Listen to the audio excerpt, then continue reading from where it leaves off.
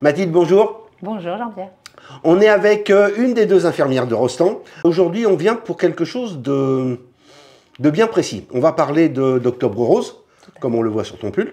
On va parler, je voudrais savoir deux petites choses. Pourquoi c'est important d'en parler? C'est important d'en parler parce que ça peut toucher tout le monde en fait et que ça peut nous toucher nous personnellement, notre entourage, nos familles, nos amis. Et je pense que plus on en parle, plus on fait de la prévention précoce et plus on peut agir rapidement voilà, sur un diagnostic ou sur une prise en charge d'une pathologie quelconque qui peut arriver. Comment les jeunes de Rostand ont réagi? Comment ils se sont sentis concernés? Raconte-nous un peu comment ça s'est passé. On avait déjà l'année dernière sollicité quelques classes et nous, en tant qu'infirmières, il était important pour nous de reconduire l'action. On a bien travaillé avec eux, on a vu également leur engagement l'année dernière. Donc on a ressollicité ces enseignants et les élèves du bac pro. Ils ont décidé de réaliser un affichage. Alors il peut y avoir un affichage artistique, hein. Il y a eu des jolies affiches comme celle qui est derrière moi, que j'adore particulièrement. Et des affiches voilà, plus interactives, c'est-à-dire que certaines affiches proposaient à ceux qui passaient devant d'écrire un petit mot d'encouragement aux femmes qui se battent chaque jour pour combattre le cancer du sein. Et on a trouvé vraiment cette action magnifique. Ces affiches ont été mises dans la MDL, la maison des lycéens, parce que en effet c'est un endroit où passe beaucoup de monde quand même. Et les élèves avaient envie d'ouvrir le dialogue entre eux. Certaines sont même restées toute une après-midi pour pouvoir échanger là-dessus et faire remplir leur affiche, les petits cœurs avec des mots d'encouragement. T'as l'impression qu'ils se sont sentis, il et elle, il y avait des garçons. Il y avait des Plus garçons. de filles, mais il y avait des garçons, donc ça c'est bien.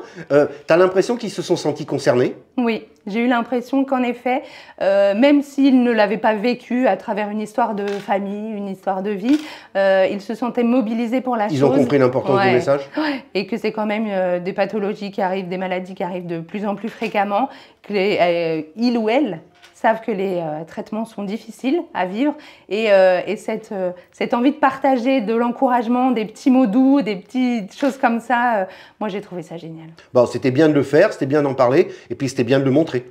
Et c'était bien de le montrer, d'où l'importance voilà, de cette communication-là. On a eu la chance aussi, ne l'oublions pas, de faire venir le centre de santé sexuelle, une sage-femme et une conseillère conjugale et familiale qui, elles ont pu toutes les deux, sur 2 matinées, intervenir auprès des BTS SP3S. Et voilà, ça aussi, ça a ouvert le dialogue avec voilà, des jeunes filles plus âgées. Elles ont eu un moment en classe entière, puis un petit temps de discussion ici, à l'infirmerie, parce qu'on est là aussi pour ça, pour parler de prévention. Elles ont pu également avoir la possibilité d'être accompagnées individuellement par la sage-femme du centre de santé sexuelle pour parler palpation, parce que la prévention des cancers du sein, une des choses qu'on peut faire chacune de notre côté, c'est la prévention précoce, c'est-à-dire l'autopalpation. Et ça, c'était une possibilité qu'on a pu offrir cette année. Il y a d'autres actions importantes, il y aura d'autres raisons de se revoir? Il y aura probablement d'autres événements, en effet, où on va se revoir. On a eu cette chance de faire une journée harcèlement, voilà. Il y aura des actions tout au long du mois de novembre. Et puis le SIDAction en décembre. Il faut qu'on se retrouve en décembre, Jean-Pierre. Il n'y a aucun problème. Merci de nous avoir accordé quelques instants. Merci et puis, on se revoit très bientôt.